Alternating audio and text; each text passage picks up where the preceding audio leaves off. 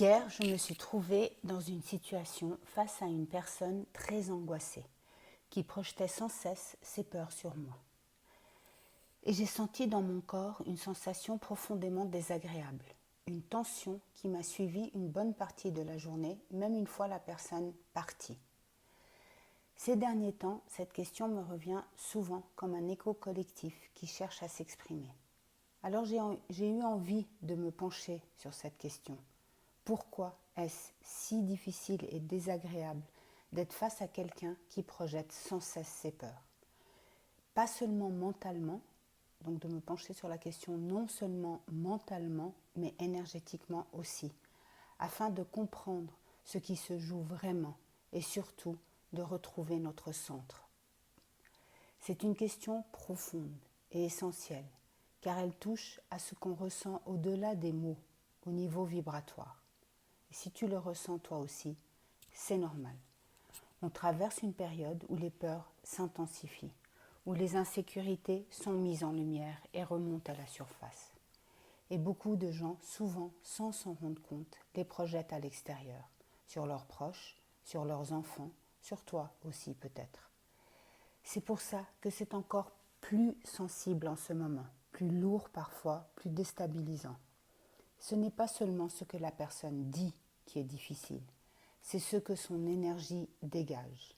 Alors voyons ensemble ce qui se passe. Premièrement, énergétiquement, que se passe-t-il?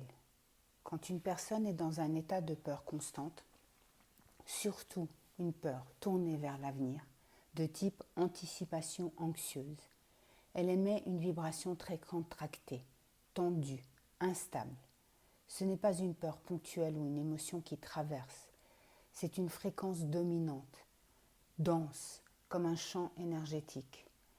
Chaque mot qu'elle prononce, chaque conseil prudent, chaque attention à, porte cette vibration.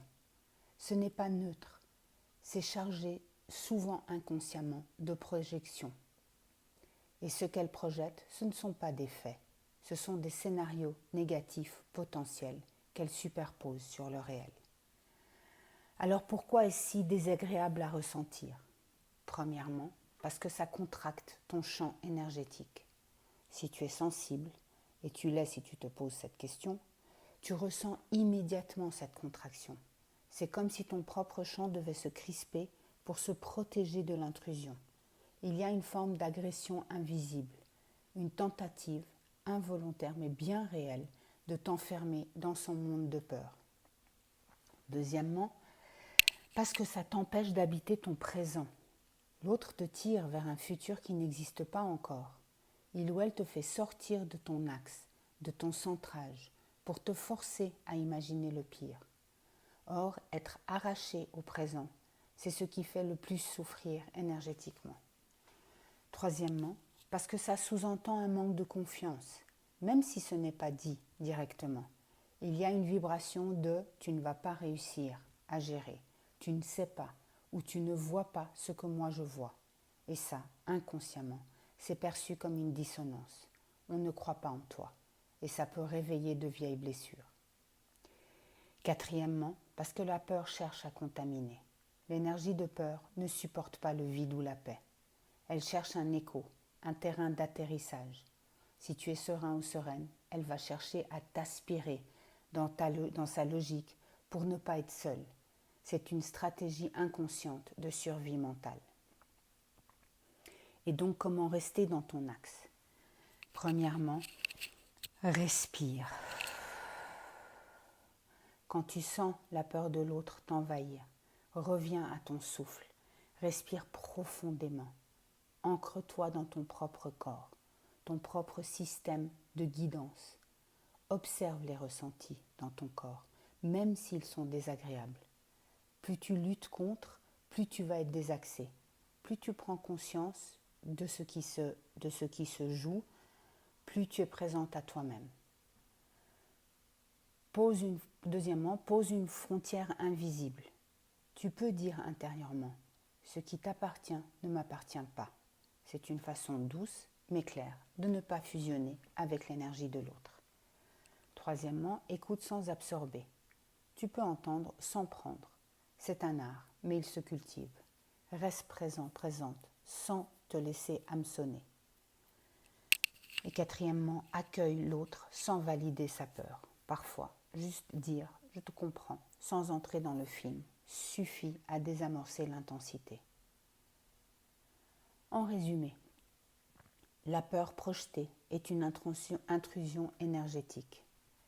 Tu n'as pas à te contracter pour rassurer l'extérieur.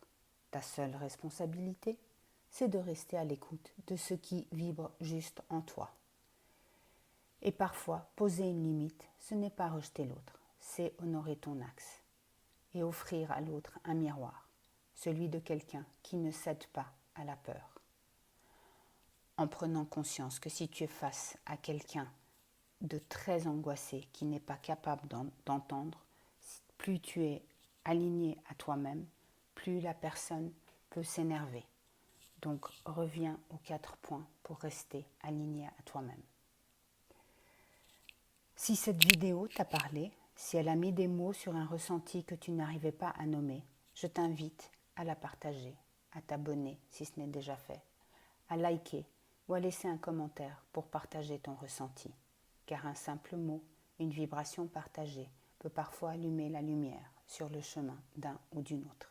Je te remercie et te dis à bientôt.